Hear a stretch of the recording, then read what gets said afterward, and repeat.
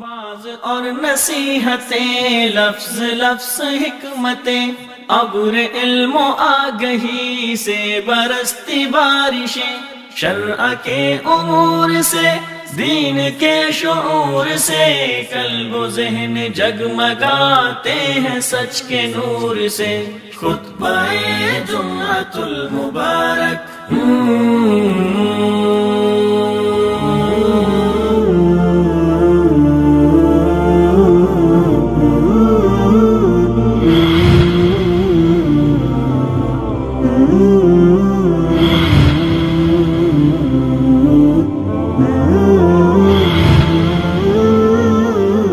السلام علیکم ورحمۃ اللہ وبرکاتہ۔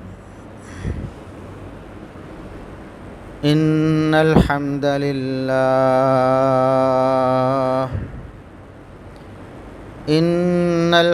للہ نحمده ونستعینه ونستغفره ونعوذ باللہ من شرور انفسنا ومن سیئات اعمالنا، من يهده الله فلا مضل له ومن يضلل فلا هادي له۔ اشهد ان لا اله الا الله وحده لا شريك له واشهد ان محمدا عبده ورسوله۔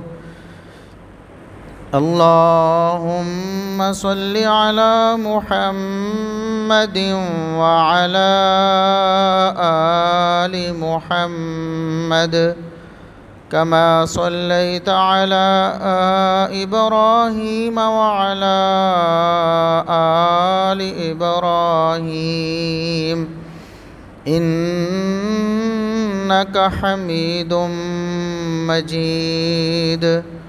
اللهم بارك على محمد وعلى آل محمد كما باركت على إبراهيم وعلى آل إبراهيم إنك حميد مجيد۔ أما بعد فيا أيها الناس، ألا إن خير الحديث كتاب الله، وخير الهدي هدي محمد صلى الله عليه وسلم، وشر الأمور محدثاتها، وكل محدثة بدعة، وكل بدعة ضلالة۔ أعوذ بالله السميع العليم من الشيطان الرجيم، من همزه ونفخه ونفثه، بسم الله الرحمن الرحيم۔ لعن الذين كفروا من بني إسرائيل على لسان داود وعيسى بن مريم، ذلك بما عصوا وكانوا يعتدون۔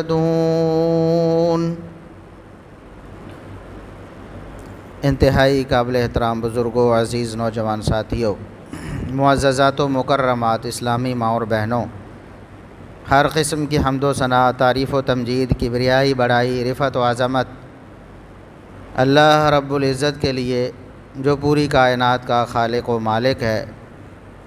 بے شمار لا تعداد، بے حد و حساب درود و سلام پیغمبر آخر الزماں، محسن انسانیت، محسن کائنات جناب محمد الرسول اللہ صلی اللہ علیہ وسلم کی ذات اقدس پر۔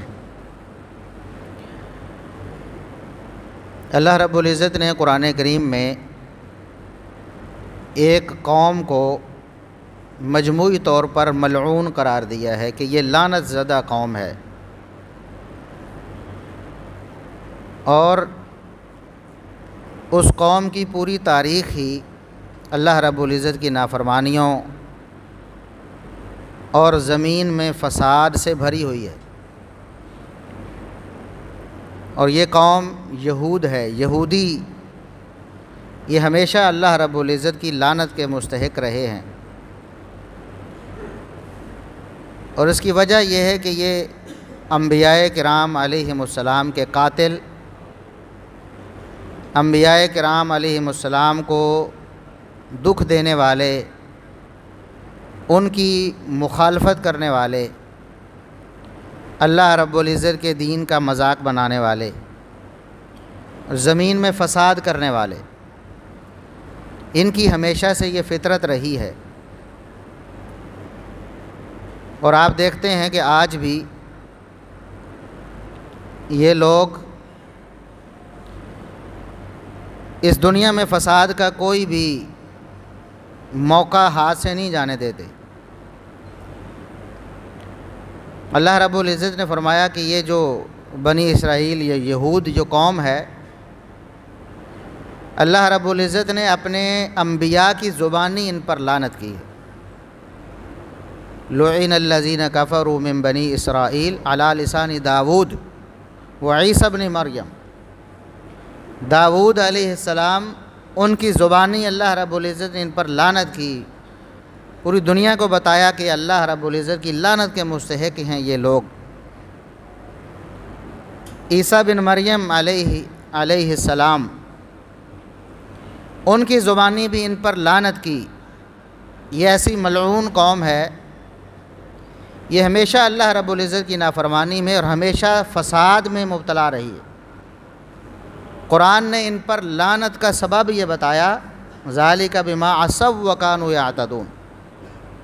پہلی بات یہ اللہ اور اس کے انبیاء کے ہمیشہ نافرمان رہے۔ دوسری بات یہ ہمیشہ زمین میں فساد کرتے رہے ہیں، زیادتی یہ ان کا شیوہ ہے کہ دوسرے لوگوں کو، دنیا میں بسنے والوں کو پریشان کرنا ہے، ان پر ظلم و ستم کرنا ہے۔ انبیاء کی نافرمانی، اس کی مثالیں تو اللہ رب العزت نے قرآن کریم میں اتنی دی ہیں کہ کئی خطبات جمعہ گزر جائیں گے۔ ان کی جو شرارتیں ہیں، ان کی جو خباثتیں ہیں، انبیاء کرام علیہم السلام کو انہوں نے جو دکھ درد دیے ہیں، ان کی جو مخالفت کی ہے۔ اور ایسا نہیں کہ ہمیشہ انبیاء علیہم السلام کا انکار کر کے انہوں نے یہ خباثتیں کی، بلکہ کلمہ پڑھ کر بھی انبیاء کا انہوں نے خباثتوں میں کوئی کسر نہیں چھوڑی ہے۔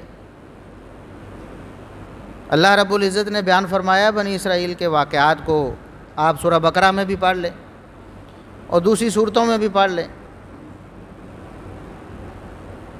انہوں نے کیا کیا؟ انبیاء نے کہا کہ یہ کام نہیں کرنا، یا تو سرے سے ہی ماننے سے انکار کر دیا، یا پھر ایسے ہیلے بہانے نکالے کہ جو اللہ رب العزت کو اور زیادہ غصہ دلانے کا سبب بنے۔ جس طرح ہفتے کے دن مچھلیاں نہیں پکڑنی، انہیں کہا گیا ہفتے کے دن آپ نے مچھلیاں نہیں پکڑنی، تو انہوں نے بجائے اس کے کہ اس حکم پر عمل کریں، اللہ رب العزت کی شریعت کا مذاق بنایا کہ ہفتے کے دن مچھلیوں کو دھکیل کر ایک گڑھے میں ڈال دیا اور اتوار کے دن ان کو پکڑ لیا، اور ظاہر یہ کیا کہ ہم تو اللہ کے حکم پر عمل کر رہے ہیں، ہم نے کوئی ہفتے کے دن پکڑی ہیں۔ ایسا کوئی اگر کسی انسان کے ساتھ کرے تو انسان بھی اتنا غصے میں آتا ہے کہ یہ بدبخت ظاہر یہ کر رہا ہے کہ یہ میری بات مان رہا ہے اور حقیقت میں میری مخالفت کر رہا ہے۔ تو اللہ رب العزت احکم الحاکمین رب العالمین، اس کے ساتھ اگر کوئی ایسا کرے، ان کی ایسی خباثتوں کی وجہ سے اللہ رب العزت نے ان میں سے کچھ لوگوں کو بندر بنا دیا، عذاب کے طور پر بندر بنا کر اس دنیا سے ملیا میٹ کیا، رہتی دنیا تک قیامت تک کے آنے والے انسانوں کے لیے ان کو عبرت بنا دیا، لیکن یہ پھر بھی اپنی خباثتوں سے نہیں ٹلے ہیں۔ محمد الرسول اللہ صلی اللہ علیہ وسلم کا عہد مبارک آیا، ان لوگوں نے دیکھا یہ ہمیشہ دنیا میں مٹھی بھر رہے ہیں، پہلے ادوار میں بھی دیکھیں، آج بھی ایسے ہی ہے، قیامت تک تھوڑے سے ہیں، کیونکہ ان کا دین جو ہے وہ نسلی ہے، نسل پرست ہیں یہ لوگ۔ یہودی وہی ہوگا جو ان کی نسل میں سے ہے، ان کی نسل سے باہر کوئی بندہ یہودی نہیں بن سکتا۔ ان کا اعلی کار تو بن سکتا ہے، ان کا سہولت کار تو بن سکتا ہے، ان کے عزائم کو مکمل کرنے میں ان کا ساتھ اور تعاون کر سکتا ہے، لیکن یہودی نہیں بن سکتا۔ یہودیت نسلی دین ہے، اور یہ نسل پرستی، یہ تعصب، یہ ہمیشہ سے ان کے اندر رہا ہے۔ قرآن نے کہا یہ لوگ سمجھتے ہیں کہ ہم اللہ رب العزت کے بڑے پسندیدہ لوگ ہیں، نحنو ابناء اللہ و احباؤہ، ہم اللہ کے بیٹے، یہ بھی انہوں نے کہا، اور اللہ کے بڑے پسندیدہ ہیں، اور ہم جو کچھ مرضی کرتے رہیں اللہ رب العزت ہم سے نہیں پوچھے گا قیامت کے دن کہ تم کیا کر کے آئے ہو۔ یہ ایسی خبیث نسل ہے جن کے اندر تفاخر، گھمنڈ، تعصب کوٹ کوٹ کر بھرا ہوا ہے۔ ان کا مذہب ہی اسی بات پر قائم ہے، اپنے علاوہ کسی کو یہ دنیا میں برداشت نہیں کرنا چاہتے۔ یہ چاہتے ہیں کہ دنیا میں صرف یہی حاکم ہو، باقی ساری دنیا ان کی محکوم ہو، کیونکہ یہ سمجھتے ہیں کہ ہم برتر قوم ہیں، باقی انسان کیڑے مکوڑے ہیں۔ جس طرح ہندوؤں میں اس طرح کا ایک نسلی تفاخر پایا جاتا ہے، تعصب پایا جاتا ہے، ایک قوم برتر ہے اور ایک قوم بدتر ہے۔ ہندوؤں سے بھی بڑھ کر بدبختی ان کے اندر ہے کہ یہ اپنے آپ کو برتر قوم سمجھتے ہیں اور باقی ساری دنیا کے سارے انسانوں کو کیڑے مکوڑے سمجھتے ہیں، بلکہ دنیا کا مال کھانا، دنیا کا خون بہانا یہ اپنا حق سمجھتے ہیں۔ قرآن نے کہا کہ یہودی یہ کہتے ہیں لیس علینا فی الامیین سبیل، ہمارے علاوہ جتنے ہیں، یہود کے علاوہ دنیا میں جتنے انسان ہیں، ان پر ہم جو مرضی ظلم و ستم کریں ہمیں کوئی پوچھ گچھ نہیں ہوگی اس بارے۔ ان کی فطرت کو سمجھیں، یہ لوگ بدترین لوگ ہیں اس کائنات میں، اور انبیاء کو جو انہوں نے قتل کیا، قرآن نے ذکر کیا کہ اللہ کے نبیوں کو یہ ظلماً قتل کرتے تھے، شہید کیا انہوں نے انبیاء کو۔ اور محمد الرسول اللہ صلی اللہ علیہ وسلم کا عہد مبارک جب آیا، مٹھی بھر تھے، انہیں پتہ چل گیا کہ محمد الرسول اللہ صلی اللہ علیہ وسلم کا ہم مقابلہ نہیں کر پائیں گے، تو پھر انہوں نے نفاق کا روپ دھارا، منافقین کی صورت میں سامنے آئے۔ عبداللہ بن ابی کون تھا؟ یہودی تھا، اور اس کی جو کمپنی تھی، جو لوگ اس کے ساتھ ملے ہوئے تھے، سارے یہودی تھے، ان میں سے کوئی عیسائی نہیں تھا، کوئی مشرکین مکہ میں سے ان کے ساتھ نہیں ملا ہوا تھا۔ یہ جو منافقین کا ٹولہ تھا وہ سارا کا سارا یہودیوں پر مشتمل تھا۔ انہوں نے کیا کیا؟ جب دیکھا کہ اسلام کا زور زیادہ ہو رہا ہے اور ہم مقابلہ نہیں کر پائیں، انہوں نے آپس میں مشورہ کیا، صورتحال کا جائزہ لے کر، زمینی حقائق کو دیکھ کر، کہ اب ہمیں اگر زندہ رہنا ہے، اپنی شرارتوں کو، اپنی سازشوں کو سر انجام دینا ہے، تو اس کے لیے ہمیں بہروپیہ بننا پڑے گا۔ اوپر سے مسلمان ہو کر محمد الرسول اللہ صلی اللہ علیہ وسلم کا زبانی طور پر کلمہ پڑھ کر ہمیں مسلمانوں کا نقصان کرنا ہوگا۔ تو اللہ کے رسول صلی اللہ علیہ وسلم نے جو منافقوں کی نشانیاں بتائیں، قرآن نے بھی ذکر کیا کہ یہ جو منافق ہیں فی الدرک الاسفل من النار، مشرکین مکہ سے بھی نیچے جہنم میں ہوں گے یہ لوگ، کیونکہ مشرکین مکہ تو صاف صاف انکار کرنے والے، اور یہ بدبخت زبانی طور پر اظہار کر کے اسلام کا اندر سے اسلام کی جڑوں کو کاٹنے کی کوشش کرنے والے۔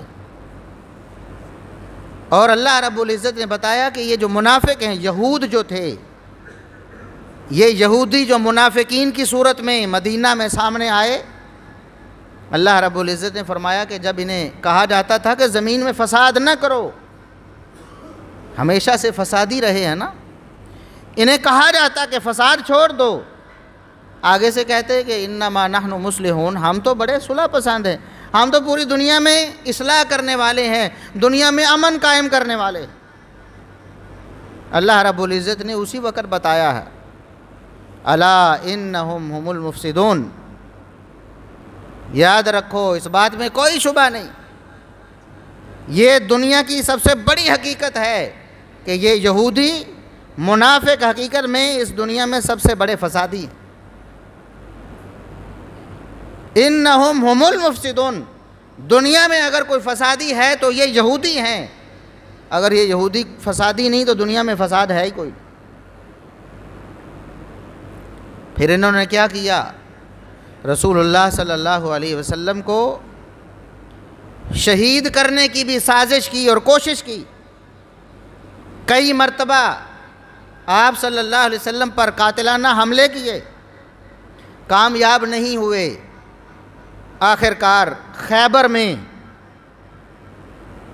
ان یہودیوں نے ایک یہودی عورت کے ذریعے نبی کریم صلی اللہ علیہ وسلم اور آپ کے صحابہ کرام کے ایک گروہ کو گوشت میں، بکری کے گوشت میں زہر دینے کی کوشش کی۔ آپ صلی اللہ علیہ وسلم ایک لقمہ لے چکے تھے، اللہ کی وحی آ گئی، آپ نے اس لقمے کو باہر پھینک دیا، لیکن زہر اپنا اثر چھوڑ چکا تھا، اور کئی صحابہ کرام جنہوں نے کچھ لقمے نگل لیے تھے وہ اس سے متاثر بھی ہوئے، جام شہادت بھی نوش کیا۔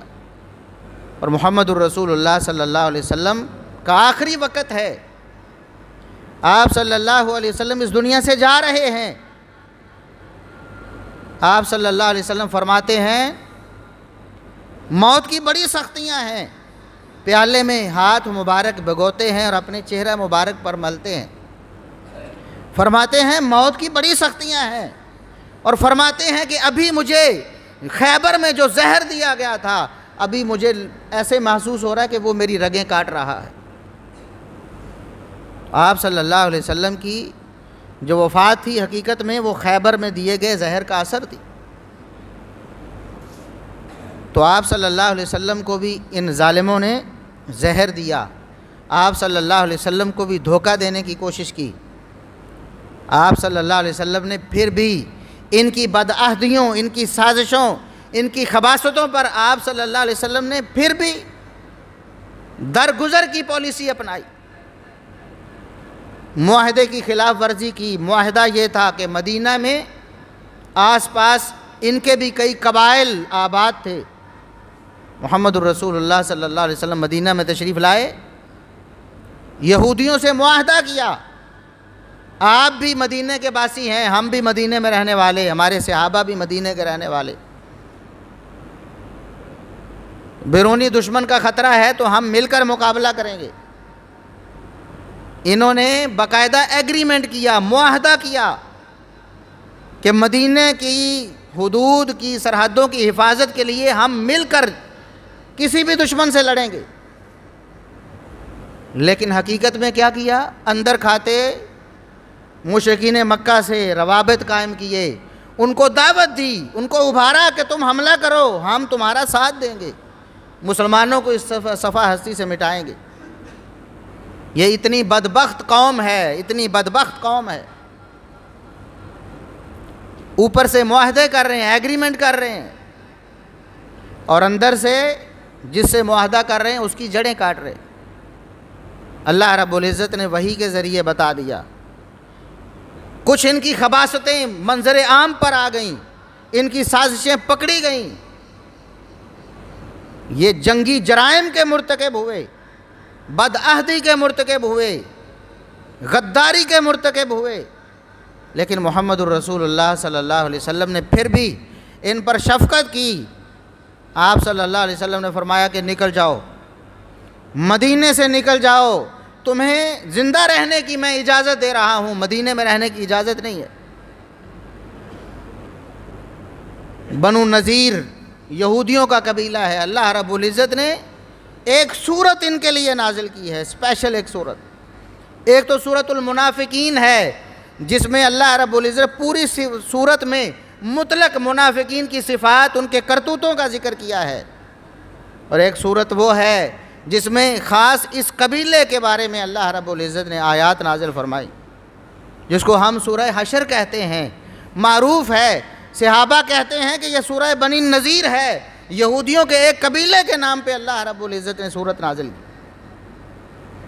اللہ رب العزت نے ان کی ذلت و رسوائی کو بیان کیا کہ ان فسادیوں نے محمد الرسول اللہ صلی اللہ علیہ وسلم اور مسلمانوں کے کیے گئے معاہدے کی خلاف ورزی کی، بلکہ بدعہدی، بدترین بدعہدی کر کے محمد الرسول اللہ صلی اللہ علیہ وسلم کو شہید کرنے کی اور مسلمانوں کو صفحہ ہستی سے مٹانے کی سازش کی۔ اللہ نے ان پر ذلت و رسوائی نازل کی۔ یخربون بیوتہم بایدیہم وایدی المؤمنین، حکم یہ ہوا کہ نکل جاؤ مدینے سے، تمہیں اجازت ہے، جو اٹھا کے لے جا سکتے ہو لے جاؤ، اٹھا کے جو لے جا سکتے ہو، اپنے ساتھ لے جا سکتے ہو لے جاؤ۔ پھر انہوں نے اپنے ہاتھوں سے اپنے محلات کو توڑا، اپنے گھروں کو توڑا۔ کتنی بڑی ذلت اور رسوائی ہے کہ جو گھر انہوں نے بڑے شوق سے بنائے تھے، جو قلعے بنائے تھے، خود اپنے ہاتھوں سے ان کو توڑا، اپنے مال و متاع کو نکالا اور وہاں سے نکل کر خیبر میں چلے گئے۔ ان کی ذلت و رسوائی کی داستانیں بہت ہیں۔ قرآن نے بھی کہا کہ اللہ رب العزت نے 2 دفعہ ان کو خوب ذلیل و رسوا کیا ہے، اور انتہا ہوگی عیسیٰ علیہ السلام کے دور میں، اس دور میں جب اللہ رب العزت دوبارہ سے مسلمانوں کو وہ قوت اور غلبہ دے گا۔ ان یہودیوں کے خلاف فیصلہ کن معرکہ ہوگا۔ رسول اللہ صلی اللہ علیہ وسلم فرمائیں گے اس وقت تک قیامت قائم نہیں ہوگی۔ آپ نے فرمایا اس وقت تک قیامت قائم نہیں ہوگی جب تک یہودیوں میں اور مسلمانوں میں ایک فیصلہ کن معرکہ نہیں ہو جاتا۔ وہ فیصلہ کن معرکہ ایسا فیصلہ کن ہوگا، ایسا نتیجہ خیز ہوگا کہ یہودی اگر کسی درخت یا پتھر کے پیچھے چھپیں گے مسلمانوں سے بچنے کے لیے، تو وہ پتھر اور درخت بول کر کہے گا کہ اللہ کے بندے، میرے پیچھے ایک یہودی خبیث چھپا ہے، اس کو آؤ قتل کرو۔ اللہ کی زمین سے ان بدبختوں کا صفایا ہوگا، لیکن اللہ نے ابھی ان کو مہلت دی ہوئی ہے۔ آج بھی فلسطین میں یہ غاصب، یہ ظالم، بدترین جبر و ظلم ان پر روا رکھے ہوئے ہیں۔ آپ کو پتہ ہے کہ فلسطین یہ عربوں کا علاقہ ہے، عربوں کی ملکیت سارا علاقہ، لیکن ان یہودیوں نے اپنی پرانی خباثت اور پرانی سازشوں، اپنے آباء و اجداد کے نقش قدم پر چلتے ہوئے آہستہ آہستہ وہاں تسلط قائم کیا۔ 100% میں سے 80% علاقہ انہوں نے ہتھیا لیا مسلمانوں سے، عربوں سے، اور جو گھر والے تھے ان کو نکال کر آج دعویٰ یہ کر رہے ہیں کہ یہ ہمارا علاقہ ہے۔ اور آج دنیا کے جو بڑے بڑے سپر پاورز ہیں، امریکہ، برطانیہ، یہ سارے اس کے ہمدرد ہیں، سارے اس کی سپورٹ کرنے والے۔ ابھی حالیہ جو واقعات ہوئے ہیں اس میں بھی برطانیہ نے اپنے جنگی جہاز، بحری جہاز بھیجے ہیں، بیڑے بھیجے ہیں، باقاعدہ اپنی فوجی مدد بھیجی ہے اس یہودی تحریک کو بچانے کے لیے اور اس کی مدد کرنے کے لیے۔ سارے کفار ان کے پیچھے ہیں، ان کا ساتھ دے رہے ہیں تاکہ یہ ظلم و ستم کرتے رہیں۔ اور حقیقت تو یہ ہے کہ امریکہ اور برطانیہ اور اس طرح کے جتنے بڑے بڑے ممالک ہیں، چاہے وہ عیسائی ہونے کے دعوے دار ہوں، یہودیوں کا اثر و رسوخ ان کے اندر تک موجود ہے، ان کے ذریعے سے بھی وہ اپنا کام نکالتے ہیں، اور یہ ان کا ہمیشہ سے وتیرہ رہا ہے، ساز باز کر کے دنیا کے تمام شریروں کو اپنے ساتھ ملا کر دنیا میں فساد کرنا، دنیا میں رہنے والوں کی زندگی تنگ کرنا اور اپنی قوت کا اظہار کرنا یا اپنے آپ کو سپر پاور گرداننا۔ یہ ان کے عزائم ہیں کہ پوری دنیا میں ہم اپنی صہیونی حکومت قائم کریں گے، اور اسی کے لیے یہ کوشش کر رہے ہیں۔ اور افسوس ہے کہ دنیا کی نام نہاد تنظیمیں، تحریکیں آج خاموش ہیں، خاموش تماشائی بنی ہوئی ہیں۔ اگر دنیا میں مسلمانوں کی طرف سے کوئی قوت کا مظاہرہ ہوتا ہے تو ساری عالمی طاقتیں مل کر پابندیاں لگاتی ہیں، ان کو دبانے کی کوشش کرتی ہیں۔ مسلمانوں کا کوئی قصور نہیں ہوتا، اپنے حق کے لیے مسلمان آواز اٹھاتے ہیں تو ان کی آوازوں کو دبایا جاتا ہے۔ اگر مسلمان اپنے حق کے لیے ہتھیار اٹھاتے ہیں، ان پر بدترین بمباری کی جاتی ہے، دنیا کے کونے کونے میں پہنچ کے بدماشی کی جاتی ہے، لیکن مسلمانوں پر ہونے والا ظلم و ستم انہیں نظر نہیں آتا ہے۔ وہاں یہ منافق قوم، دنیا کے جو کفار ہیں، اللہ رب العزت نے فرمایا کہ یہ سارے اکٹھے ہو جاتے ہیں مسلمانوں کے خلاف۔ اللہ کے رسول صلی اللہ علیہ وسلم نے بھی فرمایا الکفر ملت واحدہ، مسلمانوں کے خلاف سارے کافر ایک قوم بن جاتے ہیں، ایک ملت بن جاتے ہیں۔ اپنے سارے اختلافات بھلا کر، اپنی تاریخ بھلا کر، یہ جو عیسائی قوم ہے، امریکہ کہتے ہیں ہم عیسائی ہیں، عیسائی مذہب سے تعلق رکھنے والے یہودیوں نے جو ان پر ظلم و ستم کیے ہیں، اور پھر ان کی طرف سے یہودیوں پر جو ظلم و ستم کیے گئے ہیں وہ تاریخ کا ایک اہم باب ہے۔ یہ بلبلاتے رہے ہیں، روتے رہے ہیں، مسلمان ان کی مدد کو پہنچتے رہے۔ آج یہ جس علاقے پہ قابض ہیں، فلسطین کا جو علاقہ ہے،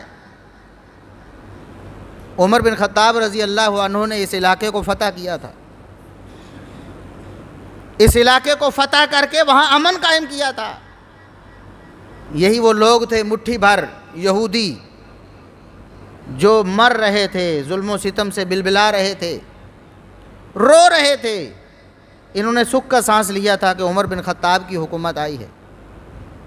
یہ اسلام تھا جس نے ان کو تحفظ دیا تھا۔ اسلام ایک پرامن مذہب ہے، ایسا دین ہے جس کی آغوش میں غیر مسلم بھی آئے، کلمہ پڑھے بغیر بھی آئے، اس کو امن نصیب ہوتا ہے، اس کو خوشحالی ملتی ہے، اس کی پریشانیاں ختم ہوتی ہیں اسلامی حکومت میں آنے کی وجہ سے۔ لیکن یہ نمک حرام قوم ہے، انہوں نے انہی مسلمانوں پر اور اسی علاقے پر جس علاقے میں ان کو پناہ ملی تھی ظلم و ستم سے، اسی علاقے میں انہوں نے غنڈہ گردی شروع کر دی۔ وہاں مسلمانوں کے علاقے پر قبضے، ان کے گھروں پر قبضے، 80% علاقے کو گھیر لیا، ناجائز آبادیاں قائم کی اپنی، اور وہاں پر رہنے والے لوگوں جو مسلمان ہیں، جو عرب ہیں، ان کی زندگیاں تنگ کر دی انہوں نے۔ ہر وقت وہ ظلم اور خوف کے سائے میں رہتے ہیں، اور کبھی پھر وہاں بمباری شروع ہو جاتی ہے، ان کے مکان گرا دیے جاتے ہیں، ان کے ہسپتال گرائے جاتے ہیں، ان کے سکول گرائے جاتے ہیں۔ کچھ سہولت کار پیدا کیے ہیں، خود ہی شرارت کروا کر ظلم و ستم کا جواز گھڑا جاتا ہے۔ آپ کو پتہ ہے کہ 9/11 کا واقعہ، اس کے پیچھے بھی ایک پوری تاریخ ہے، پوری سازش ہے، پورا ڈرامہ ہے۔ اس کو بہانہ بنا کر کئی ملک تباہ کر دیے۔ یہ ان لوگوں کی سازش ہے، یہ ان لوگوں کی خفیہ کارروائیاں ہوتی ہیں۔ بہانہ بناتے ہیں، جواز گھڑتے ہیں، خود ہی کرواتے ہیں، اور اس کے بعد خود ہی پھر مظلوم بن کر دنیا کے سامنے روتے ہیں، جی ہم پر ظلم ہوا، اور پھر مسلمانوں پر ظلم ڈھانا شروع کر دیتے۔ اللہ رب العزت نے قرآن میں فرمایا ہے لَتَجِدَنَّ أَشَدَّ النَّاسِ عَدَاوَةً، اے نبی اس دنیا میں، پوری کائنات میں مومنوں کے لیے، مسلمانوں کے لیے سب سے بدترین دشمن کا اگر کوئی ہیں، ایک یہودی ہیں، دوسرے مشرکین ہیں۔ پہلے نمبر پر یہودی، دوسرے نمبر پر مشرک۔ یہ دو قومیں ایسی ہیں جو اسلام کی سب سے بڑی دشمن ہیں، اور اس دشمنی کا ثبوت آپ دیکھ لیں۔ یہودیوں نے فلسطین پر قبضہ کیا، اور ہندوؤں نے، مشرکین نے کشمیر پر قبضہ کیا۔ وہی گیم یہاں چلانے کی کوشش کی جا رہی ہے ہمارے کشمیر میں۔ آپ کو پتہ ہے کچھ سال پہلے ایک قانون جو موجود تھا کشمیر کے تحفظ کے لیے، اس علاقے کے لیے، اس کو ختم کر دیا گیا۔ اب وہاں ہندو جا کر زمینیں خرید سکتے ہیں، وہاں آبادیاں قائم کر سکتے ہیں۔ ایک وقت آئے گا، خدا نہ خواستہ اگر اس مسئلے کا حل نہ ہوا، تو وہی فلسطین والا معاملہ یہاں بھی دہرایا جا رہا۔ یہاں بھی مسلمانوں کی آبادی کو کم کیا جائے گا، ہندوؤں کو بسایا جائے گا، اور پھر قبضہ کیا جائے گا۔ اور عملی طور پر تو ابھی بھی قبضہ ہے، مشرکین کا، ہندوؤں کا قبضہ ہے مسلمانوں کی زمین پر۔ اور ہم ہیں کہ فلسطین کے لیے آوازیں بلند کرتے ہیں۔ آواز تو بلند کرنی چاہیے، جس کے بس میں جو کچھ ہے وہ کرنا چاہیے، لیکن حکومتوں کی بے حسی یہ ہے کہ اپنی سرحد ہے، اپنا علاقہ ہے کشمیر کا،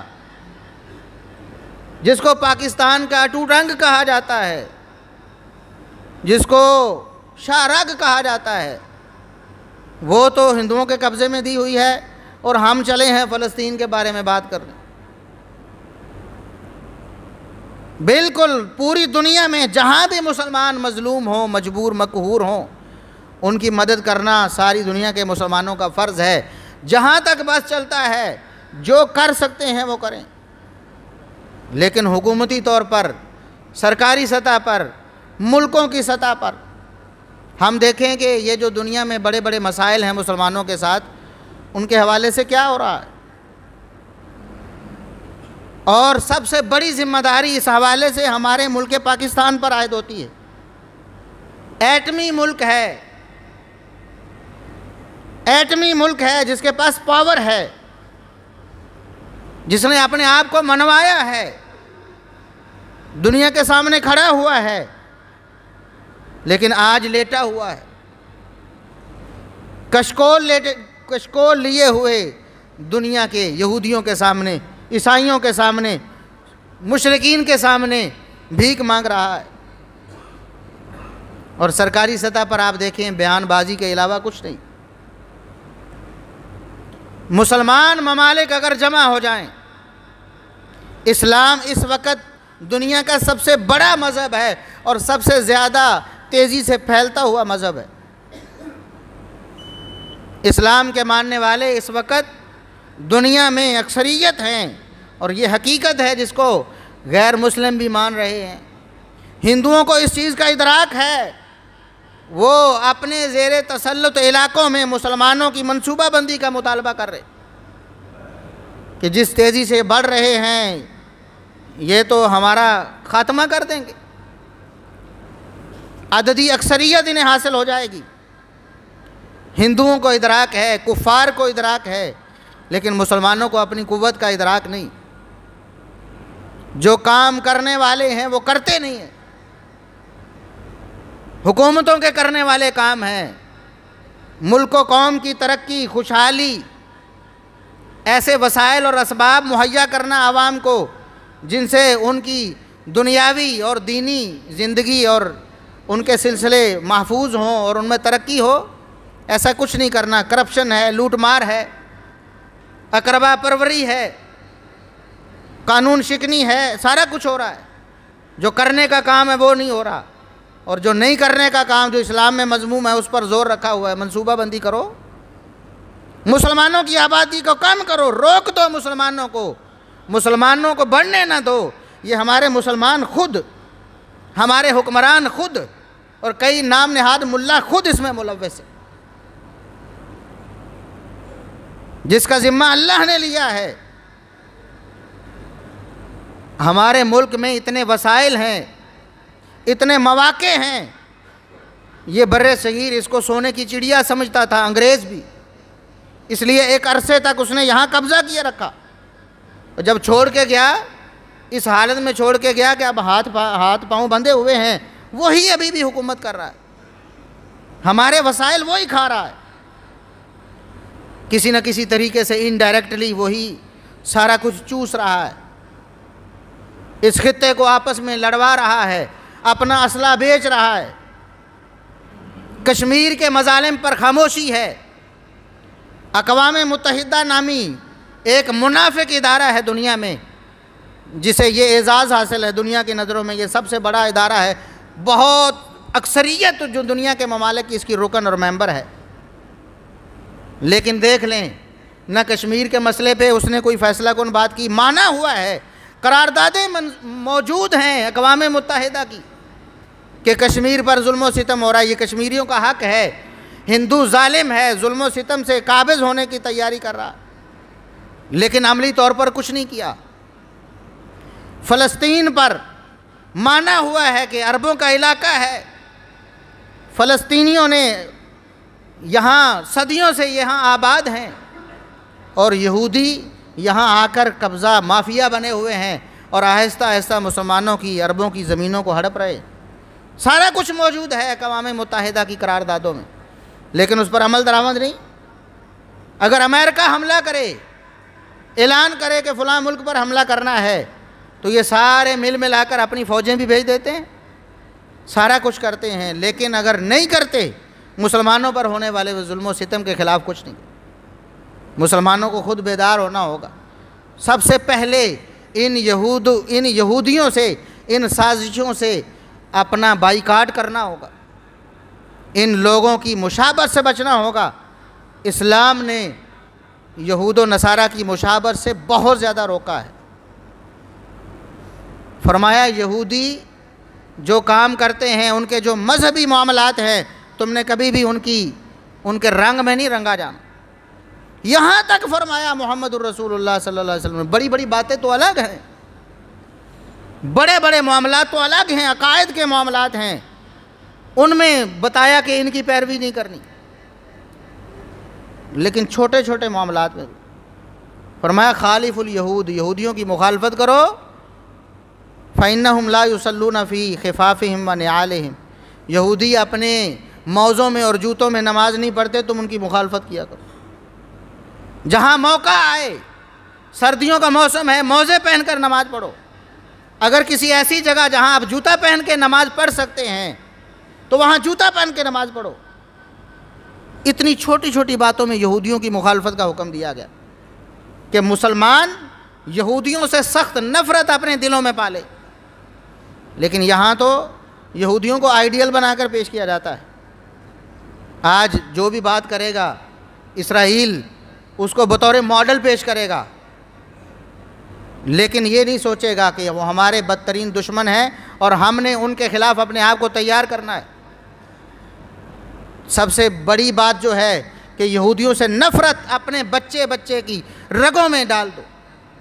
یہ بدترین قوم ہے، یہ مفسد قوم ہے، ہمیشہ سے فسادی قوم ہے، اس کی تاریخ ہمارے بچے کو یاد ہونی چاہیے، ان کے خلاف نفرت پیدا ہونی چاہیے۔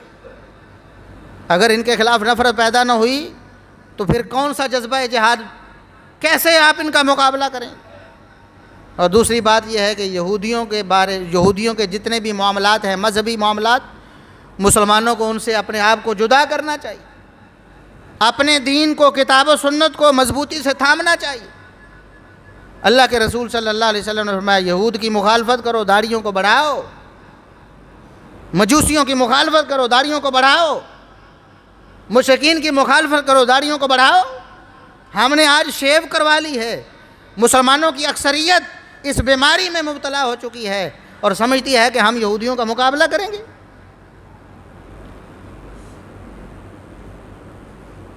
پھر مذہب کے نام پر بھی، اسلام کے نام پر یہودیانہ روشیں ہمارے اندر موجود ہیں۔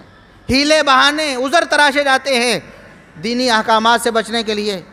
باقاعدہ طور پر زکوٰۃ سے بچنے کے ہیلے، باقاعدہ کتابیں لکھی گئی ہیں، ابواب قائم کیے گئے۔ آپ نے زکوٰۃ سے بچنا ہے تو یہ کر دیں، سال پورا ہونے والا ہے تو خامد کے پاس مال ہے تو اپنی بیوی کو کہے زبانی طور پر میں نے تمہیں ہبہ کیا، سال پورا ہونے سے ایک دن پہلے اس کی ملکیت سے نکل جائے گا، بیوی کی ملکیت بن جائے گا۔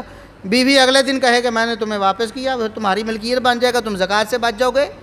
بتاؤ یہ مچھلیاں پکڑنے والا جو ہیلا تھا، یہ زکوٰۃ سے بچنے کا ہیلا اس سے کم ہے کوئی؟ شرم نہیں آتی؟ یہ یہودیوں کی روشیں اپنائی ہوئی ہیں اور سمجھتے ہیں کہ ہم یہودیوں کا مقابلہ کریں۔ اور ہمارے بس میں جو کچھ ہے آواز اٹھائیں، لکھیں، بولیں، اس پر لوگوں کو بتائیں حقیقت کیا ہے، اور اپنے حکمرانوں کو جھنجھوڑیں کہ وہ عملی طور پر اقدامات کریں۔ اللہ رب العزت مسلمانوں کی نصرت فرمائے۔ وآخر دعوانا الحمدللہ رب العالمین۔